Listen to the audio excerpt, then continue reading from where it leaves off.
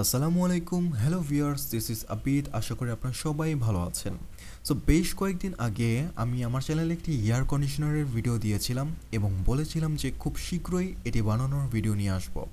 আজকের এই ভিডিওটি খুবই ইন্টারেস্টিং হবে। আপনাদের কাছে একটি অনুরোধ থাকবে সম্পূর্ণ ভিডিওটি মনোযোগ দিয়ে দেখার জন্য। আজকের এই ভিডিওতে আমি আপনাদেরকে দেখাবো কিভাবে এই এয়ার কন্ডিশনারটি আমি তৈরি করেছি আর এই এয়ার কন্ডিশনারটি কীভাবে আমাকে ঠান্ডা বাতাস দেয়। ভিডিও শুরু করার আগে আপনাদের কাছে আরেকটি অনুরোধ থাকবে, যদি আমার চ্যানেলটি সাবস্ক্রাইব না করে থাকেন তাহলে এখনই সাবস্ক্রাইব করে ফেলুন। শুরুতে একটা কথা বলে নিই, আমি এই এয়ার কন্ডিশনারটি বেশ অনেকক্ষণ ধরে চালু করে রেখেছি, প্রায় 1.5 থেকে 2 ঘন্টার মতো। আপনারা যদি একটু ভিতরে লক্ষ্য করেন, আপনারা এখানে দেখছেন ভিতরে একদম বরফ হয়ে আছে। আর এখানে আপনারা দেখবেন এই এয়ার কন্ডিশনারের নিচ থেকে আমি কপার টিউবের মাধ্যমে আমার বারান্দার বাইরে আমি যে কম্প্রেসরটি সেট করেছি সেখানে আমি সরাসরি এটি কম্প্রেসরের সাথে সংযুক্ত করে দিয়েছি। এয়ার কন্ডিশনার ঠান্ডা হওয়ার প্রসেসটি এই কম্প্রেসরেই করে থাকে। তবে ভিউয়ার্স, আমি একদমই দুঃখিত, কারণ আমি যখন এটা তৈরি করি তখন কোনো ভিডিও করা হয়নি। এর কারণ হচ্ছে যে আমি এটা পরীক্ষামূলকভাবে তৈরি করেছিলাম, কিন্তু এর রেজাল্ট যে এত ভালো হবে সেটা আসলে তখন বুঝি নাই।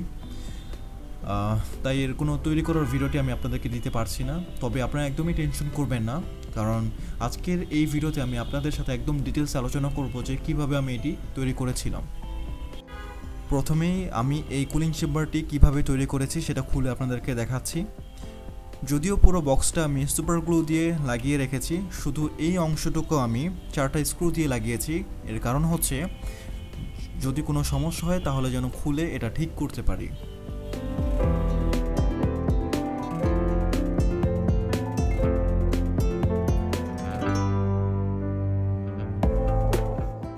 সো আমি কুলিং চেম্বারের এই পিছনের অংশটা খুলে ফেলেছি।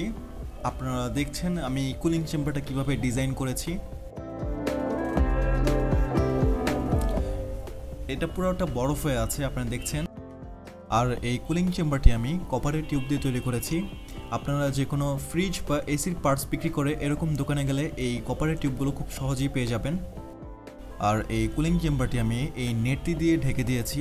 এর কারণ হচ্ছে এই ফ্যানের বাতাসটা যেন একটু বিক্ষিপ্তভাবে এর মধ্যে ছড়িয়ে পড়তে পারে।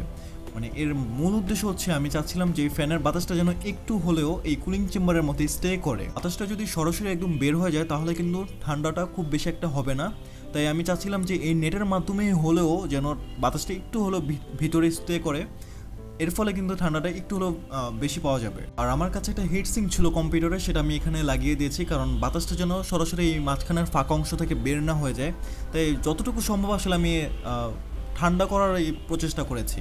আর এখানে যে কুলিং ফ্যানটি আমি ব্যবহার করেছি সেটা কিন্তু নর্মাল কম্পিউটারের কুলিং ফ্যানের মতো না, এটার স্পিড খুবই ভালো।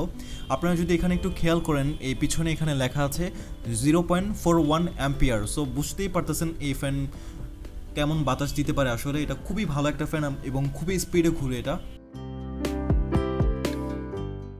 যেহেতু এই ফ্যানটা খুবই স্পিডে ঘুরে, তাই আমি এটাকে কন্ট্রোল করার জন্য এখানে একটি বাক কনভার্টার ব্যবহার করেছি। আপনাদেরকে একটু যদি আমি খুলে দেখাই, এখানে আপনারা দেখবেন এখানে হচ্ছে আমি স্টেপ ডাউন কনভার্টার ব্যবহার করেছি। সো এটা দিয়ে আসলে আমি ফ্যানের স্পিডটা কমাতে বা বাড়াতে পারি। কুলিং চেম্বারটা তৈরি করার জন্য আমি এখানে 25 ফিটের মতো কপারের টিউব ব্যবহার করেছি। সো আমি এখন বাইরের কম্প্রেসারের দিকে চলে আসি। আপনারা এখানে দেখবেন এটাকে বলা হয় হচ্ছে কনডেন্সার।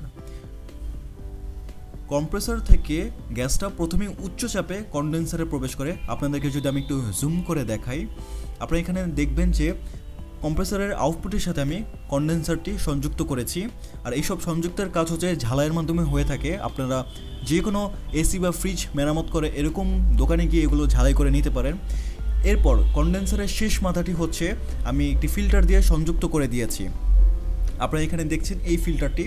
সো এই ফিল্টারটি দেওয়ার কারণ হচ্ছে কনডেন্সারে যদি কোনো রকম ময়লা থেকে থাকে তাহলে সেটা যেন ক্যাপিলারি টিউবে প্রবেশ না করতে পারে। সো এই ফিল্টারটির কাজ হচ্ছে ময়লাগুলো ফিল্টার করার। আর এরপর আপনারা এখানে দেখছেন যে এখানে একটি গোল গোল রাউন্ড পেঁচানো আছে, যে টিউবটি মানে তারের মতো যেটি, সেটা হচ্ছে যে ক্যাপিলারি টিউব।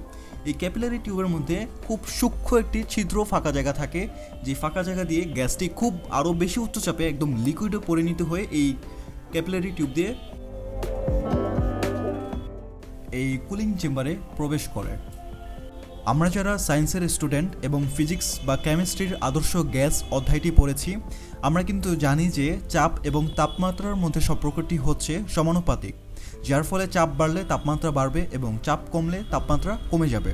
আর এই এয়ার কন্ডিশনারগুলো ঠিক এইভাবেই কাজ করে থাকে। কম্প্রেসর থেকে যখন গ্যাসটা খুব উচ্চ চাপে কন্ডেন্সারে প্রবেশ করে তখন কন্ডেন্সারটা অনেক গরম হয়ে যায়, যার কারণে হচ্ছে আমি এখানে একটি ফ্যান দিয়ে রেখেছি যেটা কন্ডেন্সারটাকে ঠান্ডা করে রাখে। এরপর কন্ডেন্সার থেকে গ্যাসটা ক্যাপিলারি টিউবে আসে এবং আরও উচ্চ চাপে লিকুইডে পরিণত হয়ে যায়। এরপর এই লিকুইড গ্যাসটা কুলিং চেম্বারে এসে একটু প্রশস্ত জায়গা পেয়ে এই গ্যাসের উপর থেকে চাপ কমে যায় এবং তাপমাত্রাও হারায় ফেলে, যার ফলে কুলিং চেম্বারটি আস্তে আস্তে ঠান্ডা হওয়া শুরু করে। এরপর গ্যাসটি আবার কুলিং চেম্বার থেকে কম্প্রেসরের দিকে চলে যায় আর এইভাবেই চক্রাকারে ঘুরতে থাকে। আর যেহেতু এটার মধ্যে বরফ জমা হয় তাই পানি পড়ার একটা ব্যবস্থা করতে হবে। সো আমি এটার নিচে দিয়ে একটি পানি পড়ার জন্য ব্যবস্থা করে দিয়েছি। এখান থেকে পানিটা সরাসরি বাটিতে পড়ে। আপনারা দেখছেন এটা যখন আমি বানাই তখন আমার ঘরের অবস্থা। এটা তৈরি করার সময় আমি খুব চিন্তা করছিলাম যে কিভাবে তৈরি করলে বা কিভাবে ডিজাইন করলে জিনিসটা খুব ইফেক্টিভ হবে। সো একটা দিন এবং একটা রাত না ঘুমিয়ে এই কাজটা করি আমি।